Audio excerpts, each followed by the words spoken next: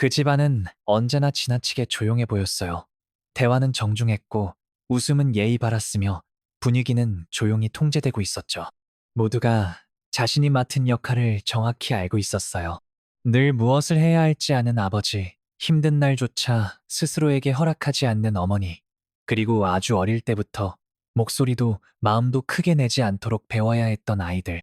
겉보기엔 모범적인 가족 같았죠. 하지만 아무도 소리내어 말하지 않았던 무언가가 그 안에 있었어요. 이름 붙일 수 없는 슬픔, 말없이 감도는 긴장감, 마치 모두가 뭔가 충분히 살아내지 못하고 있다는 걸 알고 있는 듯한 느낌이었죠. 이런 분위기 속에서 고통은 종종 좋은 모습 뒤에 숨어버려요. 행복한 가족이라는 이미지는 진실을 축하하기보다는 불편함을 피하기 위해 쓰이곤 하죠. 이런 가족의 역동을 관찰하며 칼융은 개별화라는 개념을 만들었어요. 자신이 진짜 누구인지 되는 깊고도 꼭 필요한 과정이죠. 비록 누군가를 실망시킬 수 있더라도, 주변의 기대를 거스르더라도 말이에요. 융은 이렇게 말했어요. 영혼이 자기 그대로 존재할 공간을 가질 때만 진정한 행복이 시작된다고요. 그리고 가족 안에서 그 공간은 조금씩 모두가 완벽함을 내려놓고 진짜가 되어갈 때 비로소 생겨나는 거예요. 그 집 안엔 지나치게 정돈된 거실이 있었어요. 모든 게 제자리에 있고 반짝이고 흐트러진 게 하나 없었죠. 그런데 그 공간 안에서는 진짜 삶이 잘 느껴지지 않았어요. 웃음은 계산되어 있었고 강한 감정은 눌려 있었어요. 누군가의 아픔이 얼굴을 내밀면 다 괜찮아, 별일 아니야 같은 말로 재빨리 덮여버렸죠. 온 집은 신중하게 꾸며진 무대처럼 보였지만 그 안에는 진짜 온전한 삶이 머물지 못했어요. 왜냐하면 그 집에서는 감정을 깊이 느끼는 게 불편한 일이었고 약함을 드러내는 건 위험처럼 여겨졌거든요. 사랑이 있긴 했지만 감정적 수능을 조건으로 한 조용한 사랑이었죠. 이런 분위기에서는 집이 진실을 초대하는 공간이 아니라 왜곡된 거울이 되어버려요. 아이는 자신이 느끼는 걸 숨겨야 소속감을 가질 수 있다는 걸 배우고, 아버지는 실망을 지나치게 단단한 태도로 숨기며, 어머니는 지친 눈으로 웃으면서도 자신이 지쳤다는 말을 꺼내지 않아요. 이런 것들이 눈에 보이지 않는 유산처럼 대물림되죠. 누구도 진짜 자기 자신일 수 없을 때 모두가 타인의 기대를 만족시키기 위해 만들어진 버전의 자기 자신에 갇혀버리는 거예요. 융은 이렇게 말했어요. 개별화는 우리 안에 무엇이 본래의 것인지, 무엇이 타인의 기대 속에 주입된 것인지를 구별하면서 시작된다고요. 가족 안에서 이 과정은 특히 어렵죠. 사랑을 배우는 곳이지만 동시에 침묵도 배우는 곳이니까요. 우리는 가족 안에서 애정을 받는 동시에 무엇을 느껴도 되는지에 대한 첫 메시지를 받죠. 슬픔이 부정되면 나중엔 불안으로 돌아오고, 분노가 억눌리면 훗날 관계 속에서 경계를 세우기 어려워져요. 영혼은 외면당할 때 다른 방식으로 외치기 시작해요. 하지만 집은 달라질 수 있어요. 그림자조차도 따뜻하게 품을 수 있는 공간으로요. 실수는 성격의 결함이 아니라 성장의 일부로 받아들여지는 곳, 아이들이 부모도 실수할 수 있다는 걸 배우는 곳, 누군가 사랑받기 위해 자신을 숨기지 않아도 되는 곳, 그런 공간은 완벽을 요구하지 않아요. 대신 용기를 요구하죠. 자기 자신을 마주할 용기. 잘 모르겠어. 라고 말할 용기. 때때로 타인을 조종하려는 우리의 행동이 사실은 내면에 정리되지 않은 두려움에서 나오는 것임을 인정할 용기 말이에요. 그렇게 집이 진실의 공간이 되면 그 안에 사는 사람의 몸에도 변화가 생겨요. 아이는 감정을 덜 두려워하게 되고, 청소년은 자신을 찾기 위해 굳이 멀리 떨어지지 않아도 돼요. 어른들도 더 이상 늘 강해 보여야 할 필요를 느끼지 않게 되죠.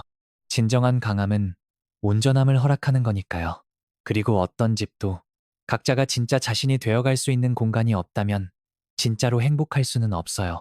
보이지 않는 그림자는 사라지지 않아요.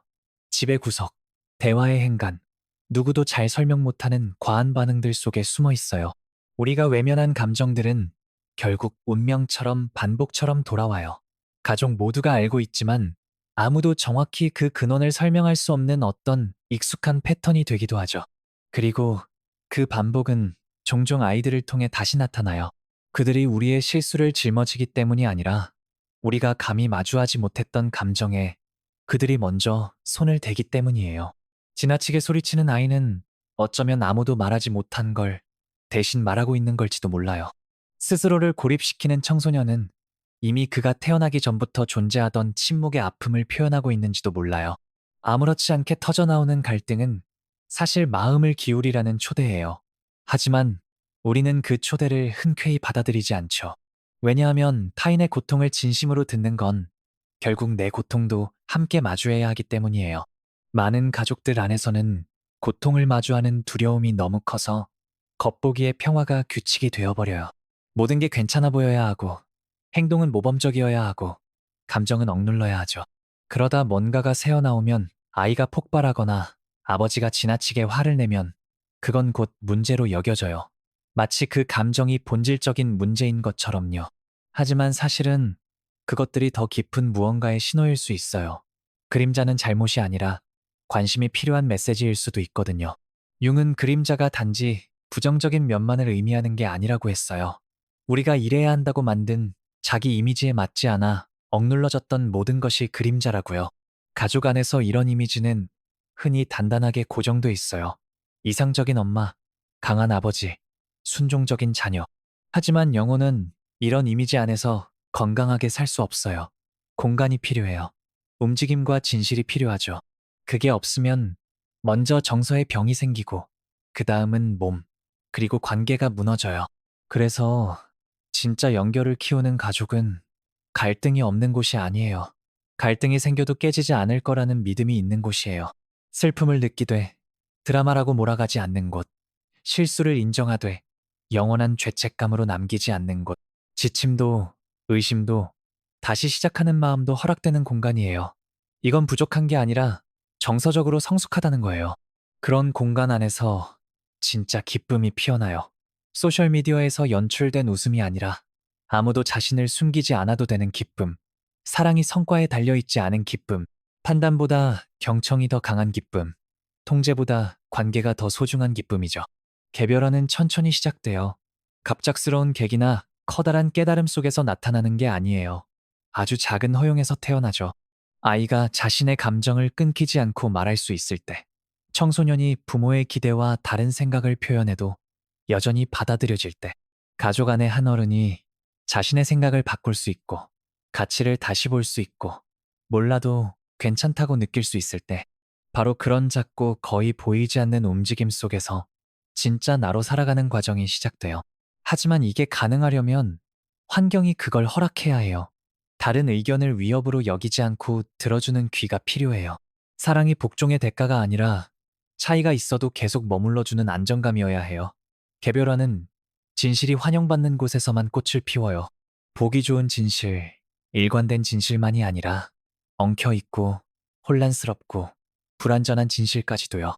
왜냐하면 우리는 자신이 아닌 것이 무엇인지 먼저 마주해야 비로소 진짜 자신을 찾을 수 있으니까요. 그래서 많은 가족들이 자녀가 달라지기 시작할 때 두려워해요. 질문을 던질 때, 거리를 두기 시작할 때, 예상 밖의 선택을 할 때. 하지만 때로 그 거리는 거절이 아니에요. 나 자신을 찾아가는 여정의 시작일 뿐이에요. 그리고 가족이 이 여정에 어떻게 반응하느냐에 따라 그 과정은 성장이 될 수도 있고 단절이 될 수도 있어요. 경직된 사랑은 충성을 요구하고 성숙한 사랑은 공간을 열어줘요. 그리고 오직 그 공간 안에서만 진짜 정체성이 태어날 수 있어요. 가족 안에서 우리는 늘 서로의 눈을 통해 자신을 바라보게 돼요. 끝없는 거울 같아요. 그래서 자신의 경계를 지키기보다는 타인이 기대하는 모습에 맞추려다 자기를 잃기도 해요.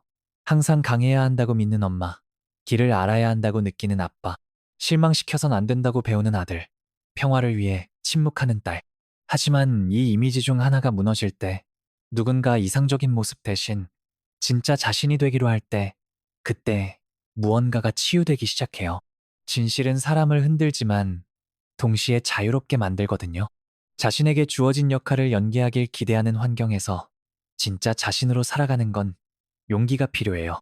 그런데 누군가가 그 역할을 내려놓겠다고 했을 때 여전히 그 사람을 사랑할 수 있는 것, 그건 더 큰 용기예요.